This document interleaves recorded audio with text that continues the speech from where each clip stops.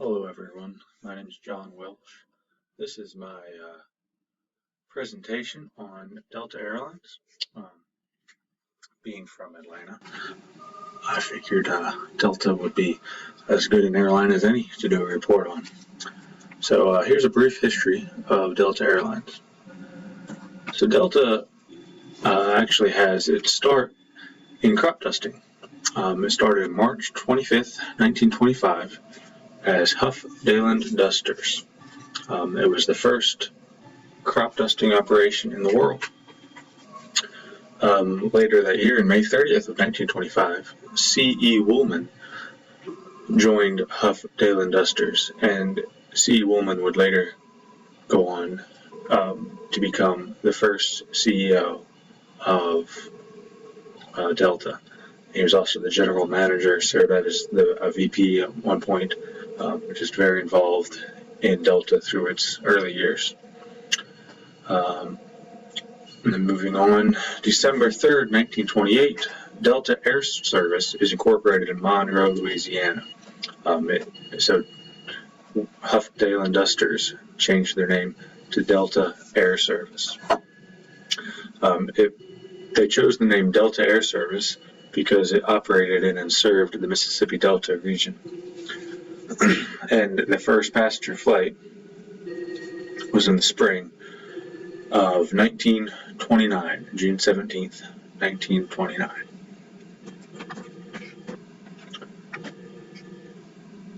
So in 1930, Delta Air Service changed hands a couple times and ended up being renamed Delta Air Corporation.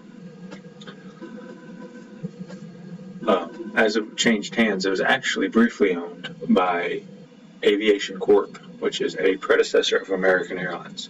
And then a group that included C.E. Woolman bought it back, and that's when it was renamed Delta Air Service. On July 4th, 1934, Delta Air Corporation started air mail service, and they did business as Delta Airlines, but they were still called Delta Air Corporation. In 1941, Delta Air Corporation moved its headquarters from Monroe, Louisiana to Atlanta, Georgia. And of course, most of you know that Atlanta, Georgia is the home of Delta Airlines to this day. Later on in the 40s, in 1942, of course, World War II broke out in 1941 and 1942.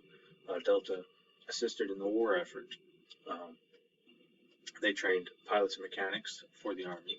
They operated cargo air routes for the military, and they modified and overhauled almost 1,000 planes. They modified almost 1,000 planes and overhauled over 1,000 engines and pieces of equipment. And in 1945, the Delta Air Corporation is renamed Delta Airlines, which is the name it retains to this day. In 1946, Delta officially entered the cargo business. They also had another milestone that year. They hauled their 1 millionth passenger, and they debuted a DC-4, their first DC-4 route from Chicago to Miami. In 1953, Chicago and Southern Airlines merged with Delta Airlines, and they kept the name Delta Airlines. In 1955, Delta pioneered the hub and spoke system, which airlines still use today. So that's where you have, main hub for Delta to Atlanta, and pretty much everything is routed through Atlanta if you're flying Delta. Later on in the 50s, 1959, Delta debuted its triangle logo that it still uses today. Slight modifications, but relatively unchanged. Moving on into the 60s and 70s, in 1960, Delta became the first airline to launch Convair 880 jet service. The same year, it also launched its jet maintenance center in Atlanta, which still operates today. In 1966, the Delta founder and CEO, C.E. Ullman, dies. He was still acting CEO at his death, so when he died, they had to appoint their second CEO. They also ceased to operate the crop dusting operation. So up until 1966, Delta Airlines actually had a crop dusting operation. Another milestone in '66, Delta Airlines had its first African-American flight attendant. Her name was Patricia Murphy. In 1970, Delta transitioned to an all-jet passenger fleet. And in 1978, of course, airline regulation ended. Airline deregulation was passed. Delta begins transatlantic flights from Atlanta to London. In that same year, 1978, Delta also introduced business class and was named Global Airline of the World by Air Transport World magazine. All right, moving on to the late 70s to late 90s. So 1979, Delta celebrated 50 years of passenger service and becomes the first airline to board 1 million passengers in one city in 1 month, and that city, of course, being Atlanta.